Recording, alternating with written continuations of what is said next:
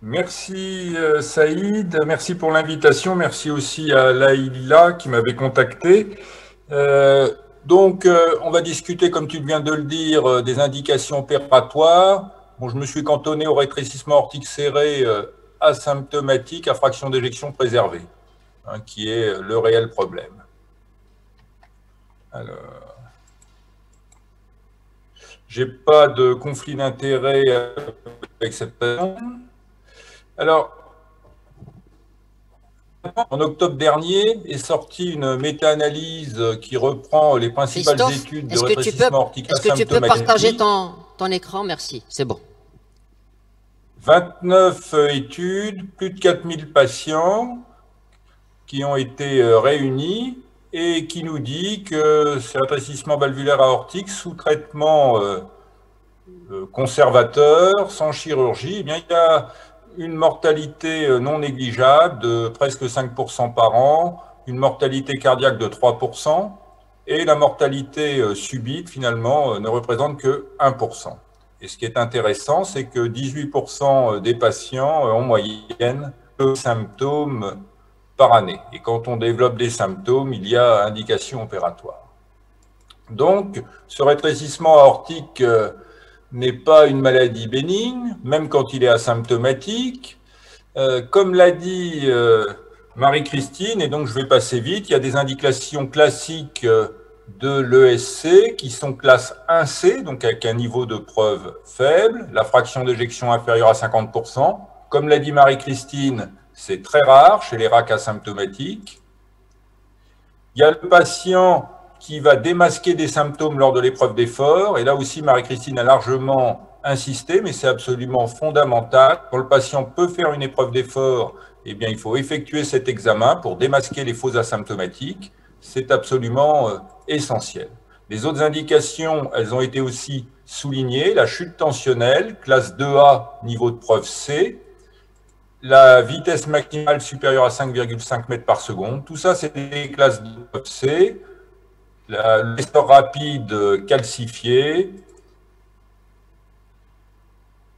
le BNP, Christine, c'est extrêmement rare. Dans notre c'est moins de 1% des patients asymptomatiques qui ont un RAC serré à fraction d'éjection préservée. On trouve ces APS. Donc, je n'en reparlerai pas. Je ne pense pas que ce soit un bon pratique qu'on ne trouve pas chez elle. Le gradient moyen. Alors, bien sûr, ce sont des éléments solides pour le meilleur alignement possible et la plus haute vitesse et le plus haut gradient. Alors, dans cette recommandation, on pousse à l'intervention pour une Vmax supérieure à 5,5 mètres par seconde, mais dans les recommandations américaines, le seuil de 5 mètres par seconde est proposé et n'est pas négligeable que si on a entre 5 et 5 mètres par seconde.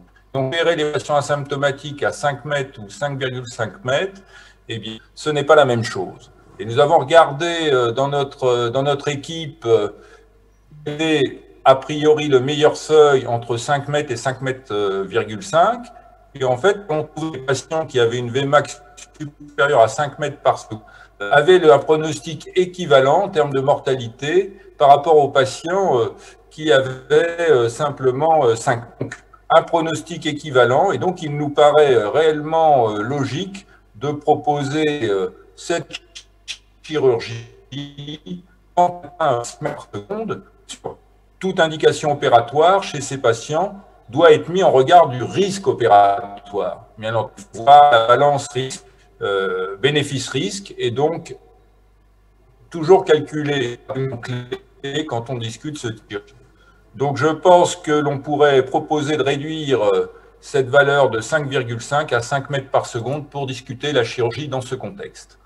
Alors, dans le même ordre d'idées, nous avons conduit d'autres travaux pour regarder quelles étaient les valeurs seuil qui conduisaient à un excès de mortalité et qui donnaient vraiment un bénéfice du remplacement valvulaire aux patients. Nous avons pu démontrer dans ce travail qu'un gradient supérieur à 60 mm Hg exposait le point asymptomatique à un très haut risque, qu'une surface valvulaire inférieure à 0,6 cm², Christine parlait de mètre, qu'une surface indexée inférieure à 0,40 cm² par mètre carré, et l'on sait qu'il ne faut pas indexer chez l'obèse, ou qu'un indice de perméabilité inférieur à 20%. Et ces travaux ont eu pour but de définir le VSIVIR, le rétrécissement aortique très sévère chez le patient asymptomatique, pour discuter l'indication opératoire chez ces patients si l'on avait une Vmax supérieure ou inférieure à 60, la surface inférieure à 0,6 et l'indice de perméabilité inférieur à 0,20. Vous voyez ce type de patient, une vitesse maximale à 5, un gradient à 78. Et pour aller un peu plus loin, nous avons regardé dans notre série, si l'on prenait ces patients avec stéroïdes très sévères, cette définition, les patients qui présentaient au moins un TR, eh bien, on obtenait chez les VeriSIVIR une surmortalité lors du suivi par rapport aux patients qui avaient une sténose aortique serrée qui n'avaient pas ces critères, et nous avions sélectionné tout à fait volontairement les patients qui avaient un Euroscore bas inférieur à 4%. Parce que ce qui nous intéressait, c'était de proposer cette chirurgie précoce à des RAC très sévères qui avaient un bas risque opératoire. Donc ça, c'est un élément important. Nous pensons donc que ces patients, les patients qui atteignent ces critères et qui ont un Euroscore bas, inférieur à 4%, bénéficient réellement de la chirurgie quand ils sont asymptomatiques. Alors, le gradient moyen, je vais en dire quelques mots, mais Christine l'a bien développé. Dans les recommandations précédentes, une élévation du gradient moyen supérieur à 20 était un élément incitatif à la chirurgie. Cette donnée n'a pas été confirmée par l'équipe de Bichat dans un papier plus récent, et donc a été une recommandation. Je ne pense pas qu'il faille se décider pour faire opérer un patient asymptomatique sur ce critère. Autre paramètre qui me paraît très intéressant et que l'on calcule toujours chez un patient atteint d'un rétrécissement aortique, c'est le volume d'éjection systolique, que l'on mesure classiquement dans la chambre de chasse ventriculaire gauche. Et nous avons pu démontrer que les patients qui avaient un rétrécissement aortique serré, et cela a été trouvé aussi dans le groupe des RAC serrés asymptomatiques, qu'on avait une valeur seuil très nette du volume d'éjection systolique indexé pour prédire le pronostic, qui n'était pas 35 millilitres par mètre carré. Et si on considère le volume non indexé, intéressant, on avait la valeur de 55 millilitres où on avait réellement une surmortalité. Et chez ces patients asymptomatiques avec RAC serré qui ont une Vmax supérieure à 4 mètres ou un gradient supérieur à 40, je crois qu'il y a un stroke volume bas avec ces éléments à considérer pour discuter la chirurgie. Et donc, je l'ai ajouté ici sur cette diapositive à mon tableau définissant les rétrécissements aortiques très sévères qui ne se résument pas, à mon avis, à une simple Vmax.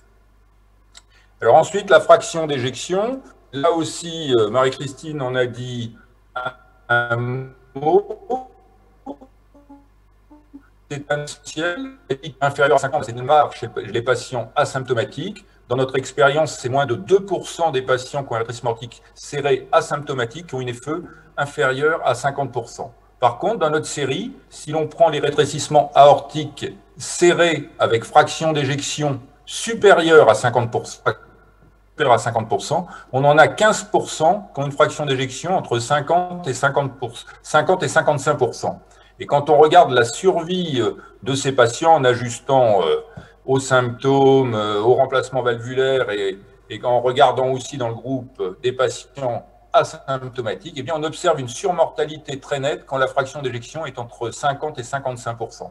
Par contre, les patients ayant une fraction d'éjection entre 55 et 60, supérieure à 60 ou supérieure à 70, on n'a pas mis la courbe ici, ont le même pronostic. Et donc, il nous paraît logique, comme l'a dit Marie-Christine, d'augmenter le seuil de fraction d'éjection à 55%.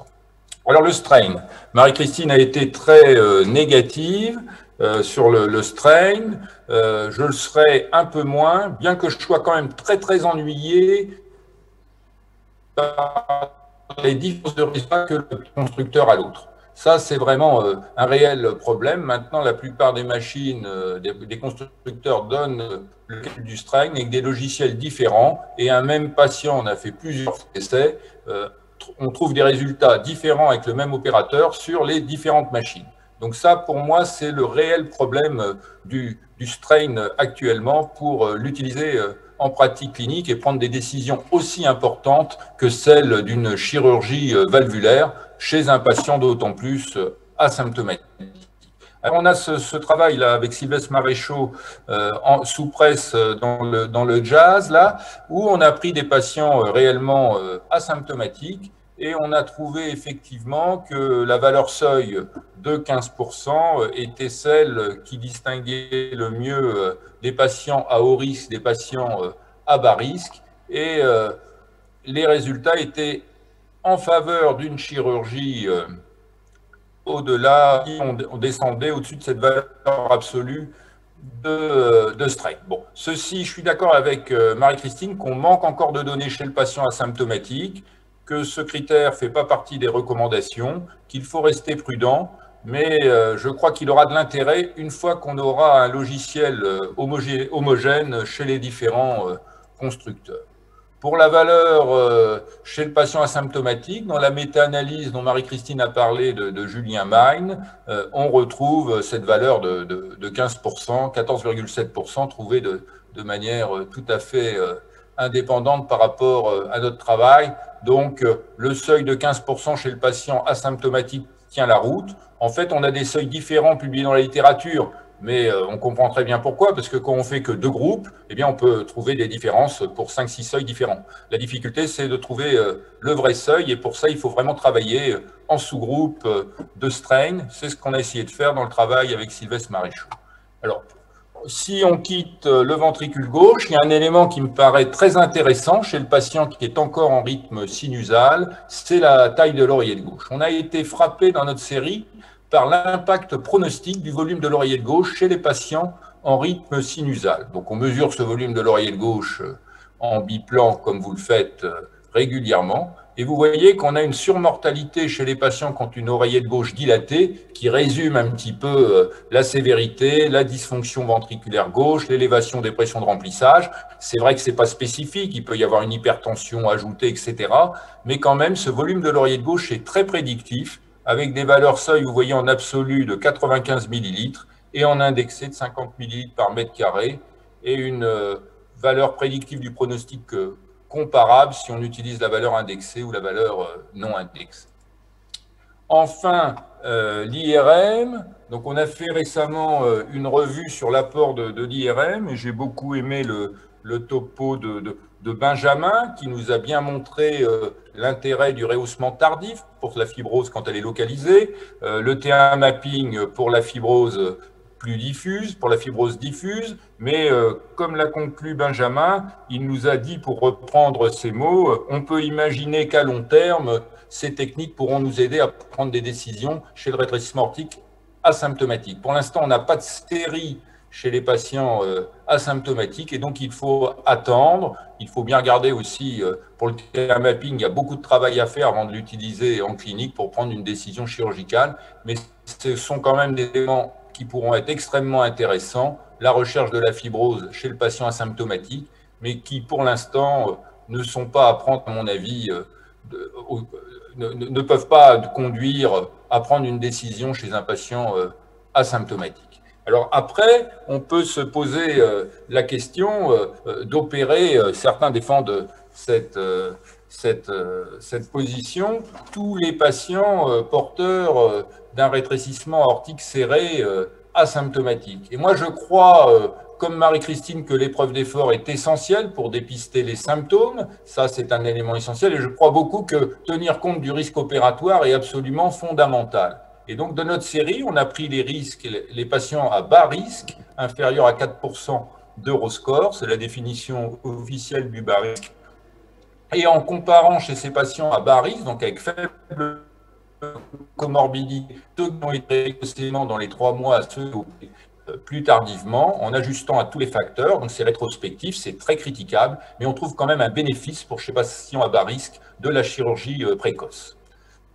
Alors, il y a eu un essai randomisé qui est intéressant et je pense qu'on en reparlera tout à l'heure avec Eric, un essai coréen publié dans le New England l'année dernière qui a comparé la chirurgie précoce au suivi attentif chez des patients porteurs d'un rétrécissement aortique asthmatique. C'est un petit nombre de patients, 72 patients dans un groupe, 73 dans l'autre. Je vous fais grâce de la randomisation, mais qui m'a paru méthodologiquement tout à fait correct. Ce qui est intéressant, c'est les critères d'inclusion. Vous voyez que ce n'est pas tous les RAC serrés asymptomatiques. On est déjà dans des RAC sévères, très sévères. Il fallait avoir une Vmax supérieure à 4,5 mètres, un gradient supérieur à 50, donc on n'est pas à 4 mètres et à 40, une surface pas 1 cm² mais inférieure à 0,75 et une fraction d'éjection conservée. On excluait les patients de plus de 80 ans, ce qui paraît asymptomatique pour d'un RAC serré, et les cancers. Je vois tranché par les visages des modérateurs, mais ce n'est pas grave. Ces patients avaient j'espère que vous le voyez, avaient un risque opératoire bas, comme en témoigne l'Euroscore très bas, et ils étaient peu âgés. Donc, ce n'est pas nos patients en France. Chez vous, au Maroc, vous avez plus de rhumatismaux. Je pense que ce sont aussi des patients différents. Il y avait beaucoup de patients très sévères, puisque la moyenne de la Vmax était à 5,1 mètres et le gradient à 63. Donc, tout ce que je veux dire, c'est que dans cet essai, il y avait beaucoup de patients qui avaient un rétrécissement aortique très serré. Et les résultats sont néanmoins intéressants. Tout d'abord, une mortalité opératoire nulle dans les deux groupes, que les précoces lors du suivi dans le groupe traitement conservateur. Un certain nombre de patients avaient une indication de classe 2A, la Vmax supérieure à 5,5, etc. Et 78% des patients dans le groupe conservateur ont été opérés durant le follow-up de 8 ans et 17% de manière rapide en raison d'une décompensation cardiaque. Et on peut la méta-analyse qui nous a dit que les patients mouraient plus souvent d'insuffisance cardiaque que de mort subite. Enfin, dans la comparaison chirurgie précoce, traitement conservateur avec suivi extrêmement attentif, cette méta-analyse qui vient de sortir, dont j'ai parlé en introduction, qui, chez des patients là asymptomatiques, montre sur cette méta-analyse, qui est critiquable, un intérêt de la chirurgie précoce. Donc, pour finir, je pense que l'on pourrait opérer des patients à haut risque plus précocement. Je pense pas qu'il faille opérer pour un rétrécissement aortique asymptomatique. Je crois que ce serait stupide que de dire cela. L'exercice test, il faut suivre déjà les recommandations européennes actuelles. Et puis, il y a des données récentes dont je vous ai parlé qui me poussent à discuter vraiment la chirurgie quand le risque opératoire n'est pas élevé, la vitesse maximale, le gradient, la surface, l'indice de perméabilité et le volume d'éjection systolique indexé ou pas. Les valeurs seuil sont ici, on en a parlé. Des critères VG en remontant la fraction d'éjection à 55%. Le strain, je pense que les choses ne sont pas encore mûres, mais qu'il est intéressant de regarder si le strain est franchement abaissé ou pas. Et enfin, l'oreillette gauche, qui me paraît être quelque chose d'extrêmement intéressant, ou du moins qui est vraiment dans notre série un paramètre puissant. Cette oreillette gauche, vous voyez, avec ses valeurs seuil chez ces patients asymptomatiques. Et bien sûr, je reviens au risque opératoire à côté de l'épreuve d'effort, qui sont vraiment des éléments essentiels. Bien interroger le patient, rechercher les comorbidités, évaluer le risque opératoire, rechercher des symptômes cachés. Voilà, je vous remercie.